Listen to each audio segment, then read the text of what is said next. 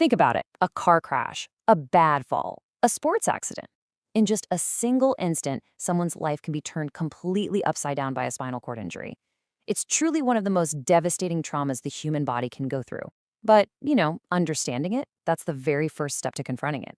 So, what are we really talking about here? I mean, what happens when the body's information highway gets broken?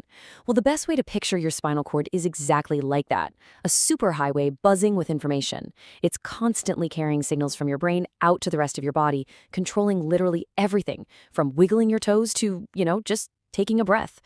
So, a spinal cord injury, it's like a catastrophic break in that highway. All traffic just stops. Messages can't get through. And the consequences, well, they are profound. All right, so let's go right back to the beginning. Let's talk about that life-altering moment, that initial trauma that really sets everything else in motion. And you might be surprised by how these injuries happen. We're often talking about things that are, sadly, pretty common parts of life. Motor vehicle accidents are a huge one, serious falls. Then you have things like gunshot wounds or even just sporting mishaps that go wrong.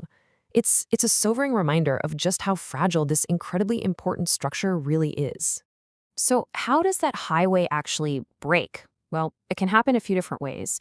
You could have a direct severing kind of blow, or maybe it gets crushed by a piece of a broken bone. It can even be compressed by the body's own reaction, swelling and bleeding in a space that has no room to expand. Sometimes the blood supply to the cord itself gets cut off, and the nerve cells are just starved of oxygen. No matter how it happens, the end result is the same. The signals are disrupted. Okay, so once an injury happens, the medical team has a huge job ahead of them. And first on the list is to figure out the exact nature of the damage. They need to decode it. And this classification is absolutely crucial because, and this is a key point, not all spinal cord injuries are the same. This initial diagnosis is going to shape the patient's entire future. So the first big way they classify these injuries is by location. Where on the highway did the break happen? If the injury is way up high in the neck, in what's called the cervical spine, it's known as tetraplegia, and that affects all four limbs. But if the injury is lower down, say in the thoracic or lumbar region of your back, it's called paraplegia. That impacts the trunk and the legs. It's a pretty simple rule to remember. The higher up the break on that information highway, the more of the body is effectively cut off from the brain's commands. All right, next up is severity. And this is a really, really important distinction to understand. A complete injury. That means the highway is totally blocked. It's severed. No signals for movement, no signals for feeling, nothing gets past that point of damage. But an incomplete injury means there's still some connection, Maybe a few lanes are still open on that highway. And that distinction is just critical because any function that's preserved that offers a potential pathway, a glimmer of hope for recovery. And here's something that's both fascinating and really, really dangerous. The injury isn't just a one-time event. It's a process. After that initial trauma, this whole cascade of secondary damage kicks off. Swelling, bleeding, inflammation, all of this can spread and actually make the injury worse. It could turn an incomplete injury into a complete one, or even push the damage higher up the spine. So what you have is this ticking clock, where every second counts for medical intervention. And that ticking clock brings us to the most critical phase of all, those first few hours. What happens in the immediate aftermath, the actions taken in those first minutes and hours, can literally determine the course of a patient's entire life. The focus is on one thing and one thing only: stabilization. So, when emergency responders arrive, they follow a very strict protocol. It's like a checklist. First thing, immobilize the spine. Do not move the patient. Any movement could make things so much worse. Second, check their airway and breathing. An injury high up in the neck can paralyze the breathing muscles in an instant. Then they're relentlessly monitoring vital signs, watching for a super dangerous condition called shock.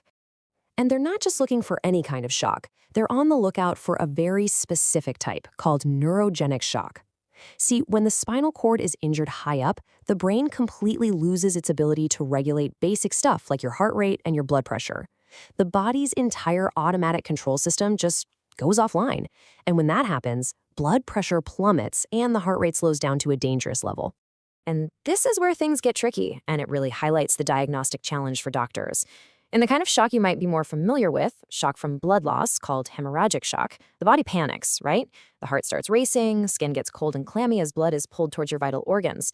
But with neurogenic shock, the body has lost the ability to panic. So you see the opposite. The heart slows down, the skin can actually become warm and flushed. Telling these two apart is absolutely mission critical for giving the right treatment. So, with that clock still ticking, the treatment has to be swift and aggressive. The spine is kept completely still, no exceptions. The airway is secured, a lot of the time with a breathing tube.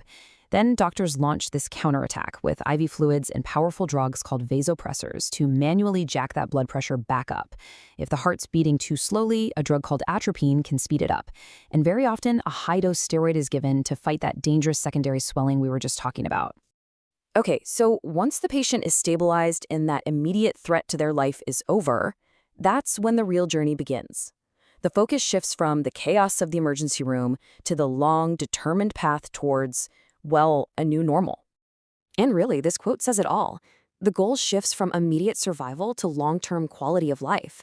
Once that initial battle is won, the whole game changes. The next phase is all about reclaiming as much function, as much independence, and as much quality of life as is humanly possible. It's a marathon, not a sprint. And it's a journey that's defined by incredible resilience and adaptation as patients learn to manage a whole new set of challenges.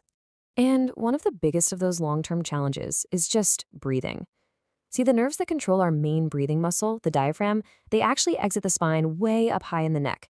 So if the injury happens above that point, that connection is cut. And that means the patient will need a mechanical ventilator to breathe for them. But even in this area, the innovation is just incredible. Take something called the quad cough.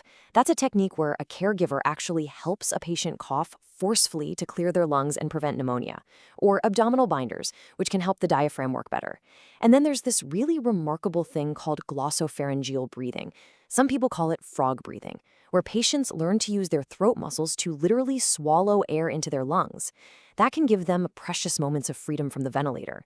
These aren't just medical procedures. These are tools for empowerment. And all of that brings us to the future. That information highway might be broken, but human ingenuity, it is relentless. We're talking about everything from mind-blowing research into nerve regeneration and stem cells to advanced robotics and brain-computer interfaces. The entire landscape of what's possible is constantly changing. Now, the journey is unbelievably challenging for sure, but the question that drives everyone forward, researchers, doctors, and patients alike, is the one you see right here. What new possibilities lie just over the horizon?